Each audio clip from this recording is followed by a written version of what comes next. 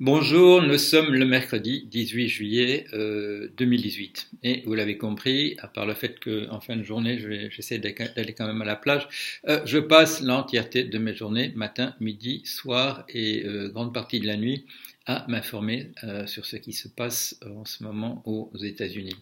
Et bonne nouvelle pour vous qui ne me regardez pas, on s'est mis d'accord hier pour que tout ça soit un jour publié et dans d'excellentes conditions. Alors, événement de la journée de hier, essentiellement des discussions aux États-Unis autour de ce qu'on a vu. On a vu un peu plus hier, en particulier quand quelqu'un a attiré l'attention sur ce clin d'œil que Monsieur Trump adresse à Poutine avant qu'ils se mettent à parler dans leur conférence de presse conjointe. Monsieur Trump ne se doute pas qu'il a des sourcils à ce point épais que même s'il met son visage de profil, le clin d'œil qu'il fait de l'autre côté apparaît sur la caméra. Et je dirais c'est peut-être le moment de cette conférence de presse où il apparaît le plus sûr de lui. Il fait quelque chose qui ne lui est pas dicté par l'autre.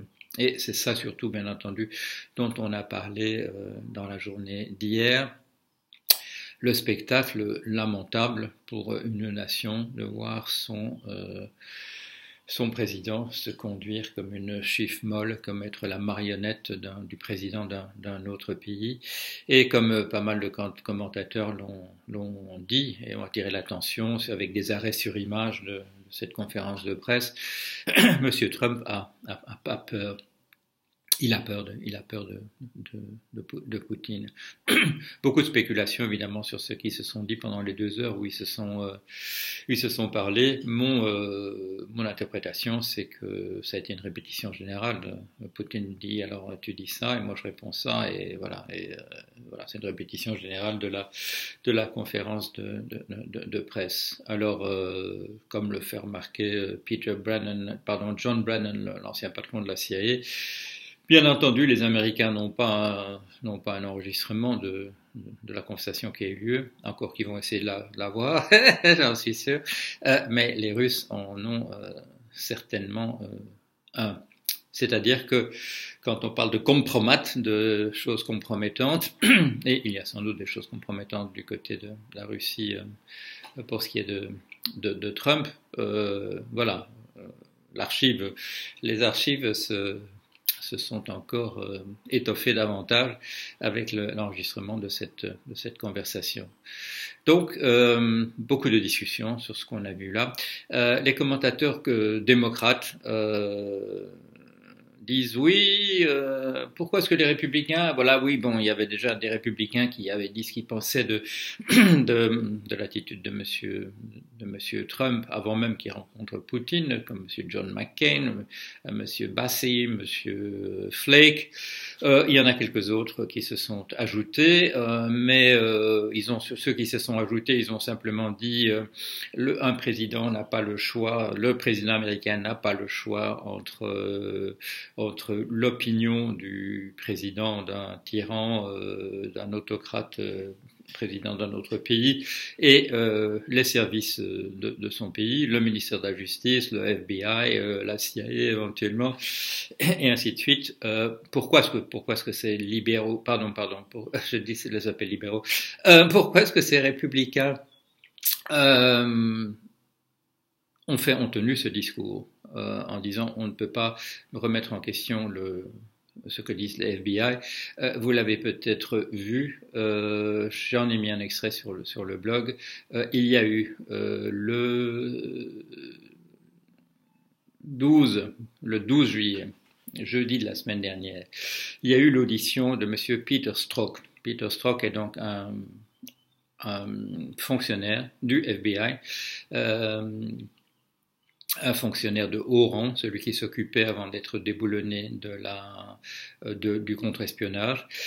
Et ce monsieur a été mis en accusation parce qu'on a trouvé des SMS essentiellement qu'il échangeait avec sa copine en disant ce Trump, il faut pas qu'on le laisse passer, etc. Il est accusé là-dessus et il s'est défendu d'une manière assez extraordinaire. il a dit, mais écoutez, le jour où j'ai envoyé ce SMS en disant nous ne pouvons pas tolérer des gens comme ça, c'est le jour où Monsieur Trump avait insulté la famille d'un vétéran, d'un ancien de l'armée d'origine immigrée, et il avait essayé d'humilier ces gens. Comment voulez-vous qu'un citoyen américain ne dise pas on ne peut pas tolérer ce gars-là? Alors, quel grincement d'or dans l'auditoire du côté des républicains. Et puis surtout, au moment où il a l'impression que c'est véritablement le FBI qui est attaqué, là, il fait un plaidoyer pour les services de police de son pays. Et il le fait d'une manière absolument magistrale. Il le fait d'une manière magistrale, telle qu'il est devenu, à partir de ce moment-là, impossible pour les républicains de le critiquer là-dessus. Il est clair qu'il est un représentant, voilà, du sens de l'État, de l'intérêt général, et qu'il est inattaquable de ce côté-là. Donc, un certain nombre de républicains sont prudents de ce côté-là, ils marchent sur des œufs. Il ne faut pas qu'ils apparaissent aux yeux du public comme des gens qui remettent en question l'engagement de ces fonctionnaires des services de police. Alors je dirais tout à l'heure, si je m'en souviens, je ferai une petite remarque en rapport avec ce que je dis là, et le prix que j'ai reçu là, il y a 10 jours, le prix des réclusiennes. Vous allez voir pourquoi. J'espère que je ne l'ai pas oublié. Alors je continue. Et donc les démocrates, oui, mais pourquoi est-ce que les républicains ne disent pas davantage, etc., etc. Alors ces démocrates ne comprennent pas ce qui est en train de se passer. Ils ne comprennent pas quelque chose sur laquelle j'ai attiré votre attention hier, et sur la stratégie de M. Robert Mueller à la tête de sa commission. C'est la chose suivante, c'est que dans un pays où il y a 40 à 45% de personnes qui ont une opinion favorable de M. Trump, et je n'entre pas dans les détails aujourd'hui pourquoi ils ont une opinion favorable de M. Trump, il s'agit d'abord que ces gens-là se rallient à l'idée qu'on pourrait inculper ce personnage de haute trahison. Ça se fait pas comme ça. Si on le fait comme ça, c'est la guerre civile. Bon, il y a un camp contre l'autre. L'un va dire oui, c'est tout à fait injuste parce que voilà, il défend le peuple et je ne sais quoi. Enfin oui, il défend le peuple puisque c'est un discours essentiellement populiste qui tient, bien que bien entendu, dans toutes les mesures qu'il prend, il défend essentiellement le gros capital. Mais enfin ça, on a l'habitude, quand on a des populistes au pouvoir, on a l'habitude de voir ça. Alors, il faut d'abord que ces 40 à 45% de gens qui ont une opinion favorable de Trump ne l'aient plus. Alors, ce qui a eu lieu lundi, c'était très bien dans cette stratégie parce que, voilà, le vendredi, on laisse entendre, dans une inculpation de fonctionnaires russes, on laisse entendre que M. Trump est probablement l'agent d'une puissance étrangère hostile. Voilà. Et donc on le laisse se dépatouiller le lundi quand il va rencontrer le président de cette puissance étrangère hostile. On va voir ce qu'il fait. Et là, Trump démoralise ses troupes. Pourquoi est-ce qu'il démoralise ses troupes? Parce que ce genre de troupes à la Trump, ce sont des gens qui admirent la force et la détermination. Et là, il voit une marionnette, il voit une chiffre molle, il voit un personnage minable, qui s'écrase, qui est le toutou du président d'un pays dont on sait quand même dans l'histoire américaine que c'est pas un pays qui a été ami voilà. Et s'il l'est maintenant, il l'est vraiment pas depuis longtemps. Alors, ça conduit ces personnes à s'interroger. Alors, maintenant, qu'est-ce qu'il faut faire? Il ne faut pas attendre que les républicains se disent « Ah là là, ils se grattent la tête, si je dis du mal de Trump quand même, je peux dire du bien du FBI et de la CIA et ainsi de suite, de la NSA, mais je ne vais quand même pas dire du mal de Trump parce que mes troupes, les gens qui peuvent voter pour moi sont quand même en faveur de lui. » Il faut que la démoralisation de ces gens-là, le fait qu'ils passent, que ces gens se convainquent qu'il y a en face d'eux un ennemi du peuple, quelqu'un qui est in cahoots, quelqu'un qui est voilà, un homme de paille d'une puissance étrangère qui nous est hostile. Donc, il faut que du côté de monsieur Robert Mueller compose des actes supplémentaires. Et M. Robert Mueller, il a sûrement plein de trucs encore dans son sac. Et M. Robert Mueller, il a eu l'intelligence de faire la chose suivante, il a distribué autour de lui toutes les enquêtes. Il a bien vu que Trump allait mettre, avec ses troupes, avec Fox News qui, je vous le rappelle, maintenant qu'il hésite, il hésite maintenant. Avec Fox News, les forces de Trump ont essayé, et continuent de le faire d'ailleurs, enfin ils l'ont pas fait tellement dans la journée d'hier, de décrédibiliser l'enquête de Robert Mueller. Et ce qu'a fait Mueller, quand il a vu qu'il risquait d'être démis de ses fonctions, quand il a vu que M. Rod Rosenstein, qui est le numéro 2 du ministre de la Justice, risquait aussi, lui, d'être déboulonné par des républicains affolés qui ont peur de ce qui peut sortir de ce côté-là, M. Robert Mueller, il a fait la chose qu'il fallait, il a distribué autour de lui les enquêtes. L'enquête sur l'avocat de Trump, Michael Cohen, elle n'est pas entre ses mains, elle est entre les mains du district de Manhattan. Quand il y a eu l'arrestation, ça devait être hier, de Maria Butina, considérée comme une espionne russe, c'est pas Mueller qui s'en occupe, c'est un procureur spécial, voilà. Il a fait en sorte que si on arrive à le déboulonner, si on arrive à déboulonner Rod Rosenstein, encore que ça devient de plus en plus difficile maintenant parce que ça paraîtrait vraiment tout à fait flagrant, que dans ce cas-là, les enquêtes continueraient quand même parce qu'elles ne sont plus nécessairement entre les mains ni du numéro 2 du ministère de la Justice, ni de M. Mueller. Alors, les prochaines étapes, ça va pas être les républicains qui tout à coup, les congressmen and women, les congressistes, les députés, ni les sénateurs qui vont changer de camp de manière violente et spectaculaire. Ça va être la démoralisation. L'étape suivante dans la démoralisation des soutiens, des supporters de monsieur Trump. Et là, il y a plein de choses encore dans les dossiers. On le sait. Bon, il y a tout ce qu'il y a dans les dossiers tout ce qui a été pris qui a été saisi des documents de Michael Cohen. Il y a le procès qui va avoir lieu de Paul Manafort, qui a été le premier dirigeant de la campagne présidentielle. Il y a j'oublie un des noms, c'est pas Stéphanopoulos parce que ça c'est un nom très proche de ça. Enfin, il y a un certain nombre de personnes qui vont passer en jugement, et c'est dans les toutes prochaines semaines, c'est pour le mois de juillet, c'est pour le début septembre, mais il n'est pas impossible que M.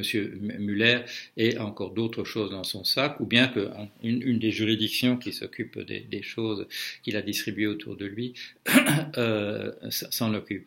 Donc, il faut pas avoir le regard fixé sur les représentants du peuple républicain. Non, il faut voir qu'est-ce qui va encore venir du côté de la justice dans cette perspective de démoraliser les soutiens de M. Trump. Et bien sûr, il va y avoir des sondages d'opinion et on va voir ce qui se passe du côté de l'opinion quant de l'opinion positive ou négative qu'a le peuple américain de M. Trump. Et là, ce sera véritablement analysé. Je suis sûr que du côté de M. Robert Mueller, on va regarder ces sondages avec beaucoup d'attention en disant qu'est-ce qu'on fait maintenant dans cette perspective-là. Les commentateurs disent parfois, oui, voilà, vous voyez, c'est absolument retors la manière dont fonctionnent ces commissions, dont fonctionne le FBI de manière générale. Oui, il y a un style qui s'est mis en place et que vous pouvez connaître si vous avez regardé pas mal de films de gangsters américains. Il y a une manière de procéder de ces services. On inculpe les gens sur des choses qui n'ont pas grand-chose à voir avec le point sur lequel on veut les avoir. On inculpe M. Al Capone grand gangster de Chicago, sur ses déclarations fiscales. Et surtout, on procède par cercle. On commence par un cercle très éloigné. Dans ce cas-ci, on commence par inculper des gens qui travaillent pour un bureau à Saint-Pétersbourg, à diffuser des fausses informations sur ce qui se passe en Amérique, à organiser des manifestations de loin, etc. Puis, le cercle se resserre parce qu'on inculpe encore des gens en Russie. Et ce sont cette fois des fonctionnaires, donc c'est des gens qui opèrent selon les ordres qui leur sont donnés. Et on va continuer comme ça. Et on a déjà, il y a déjà des gens comme Manafort qui vont expliquer ce qu'ils vont faire. Et le camp Trump sait que tous les dossiers de Monsieur Michael Cohen, sauf, je ne sais plus, j'ai dit les chiffres l'autre jour, sauf 19, qui relèvent du secret entre un avocat et son client, que tout le reste est à la disposition maintenant de la justice. Donc on les pousse à l'erreur, on les pousse à la faute, et c'est une stratégie qui paraît tout à fait qui marche pour le moment, parce que qu'est-ce qui s'est passé lundi? Trump a dit je vais aller voir Poutine, on lui a dit allez-y donc monsieur, et puis le vendredi, juste avant qu'il parte, on lui dit voilà, on inculpe des fonctionnaires russes, et donc il est dans la cage aux ours, et on regarde, tout le monde regarde autour comment il va se conduire, et ce n'est pas beau à voir.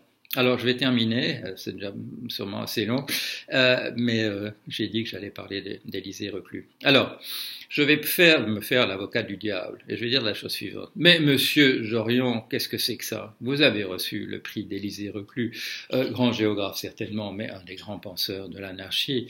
Vous avez reçu ça il y a 10 jours, vous avez dit que vous étiez très content, vous avez fait un discours de réception avec l'aimable complicité de Franck Cormeret, et on avait l'impression que vous y étiez.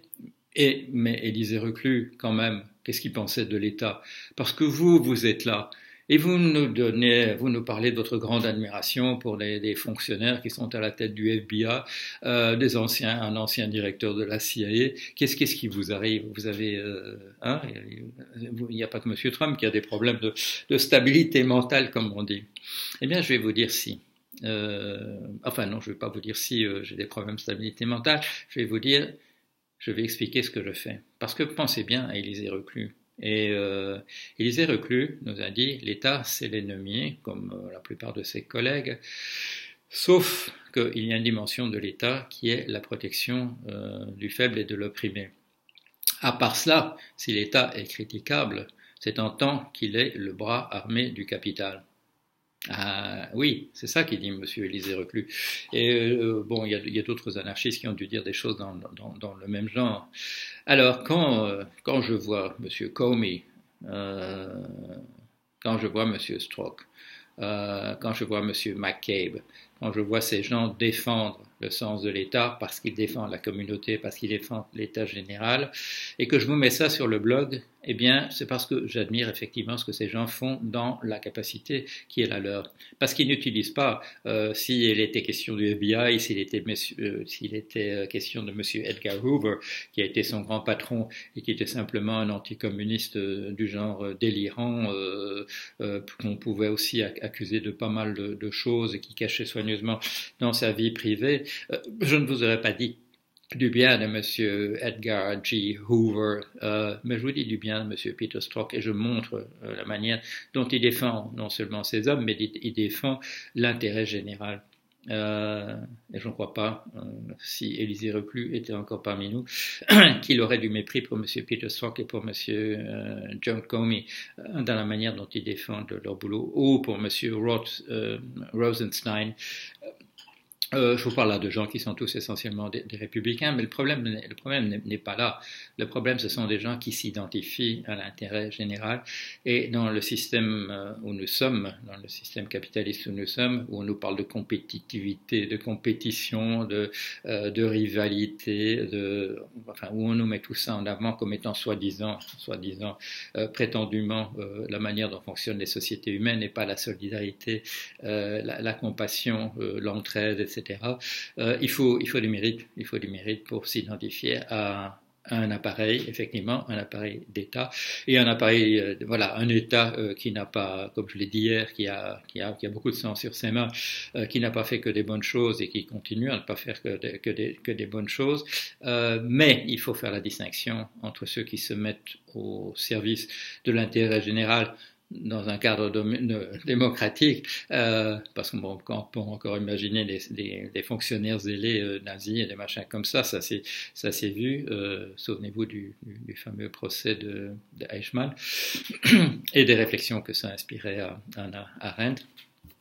Mais il y a autre chose. Il y a en chacun de nous la capacité à s'identifier soit à son intérêt particulier de la guerre de tous contre tous, dont M. Trump nous donne un excellent exemple, mais il y a aussi l'identification à l'intérêt général, à la communauté, à l'espèce, à la lutte contre l'extinction de cette espèce qui, là je le dis aussi, une espèce qui a beaucoup de sang sur les mains, mais qui a aussi des choses à son actif. Voilà. Allez, à bientôt. Je ne sais pas quand je vous parle encore de quelque chose.